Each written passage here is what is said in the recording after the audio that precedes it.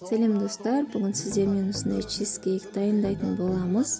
Чизкейгімізге творожный сыр, сливки, қант, жұмыртқа және крахмал керек болады. Алдымен сливкиімізді творожный сырымызға құямыз. Сонан соң қантымызды саламыз. Ал енді миксердің көмегімен жай жылдамдықта бір келкі масса болғанша араластыратын боламыз.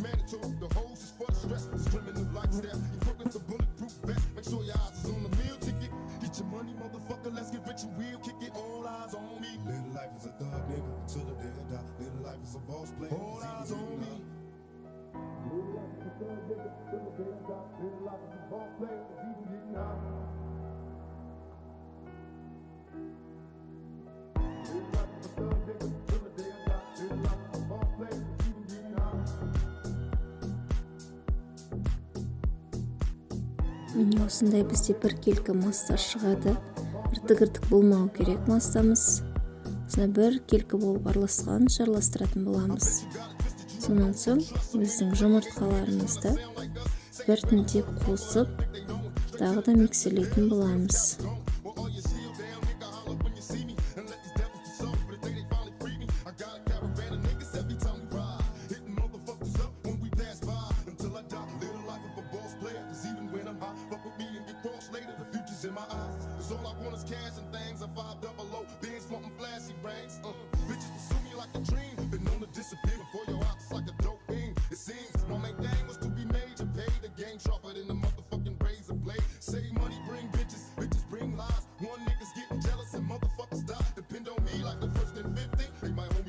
Міне 3 жұмыртқамызды да осылай қосып араластырып аламыз. Сонан соң біз крахмалымызды ситадан өткізіп, тағы да қосып араластырамыз массамызға.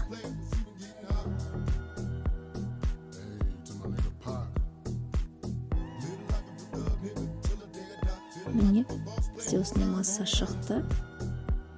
Ал енді формаға, кез келген формаға өздеріңіз қалауларыңыз бойынша формаға құйып, қызып тұрған пештеріңізде пісіруге болады. Осындай жұп-жұмсақ масса шығады. Менде 24 диаметрлік форма. Осы формаға құйып пісіреміз.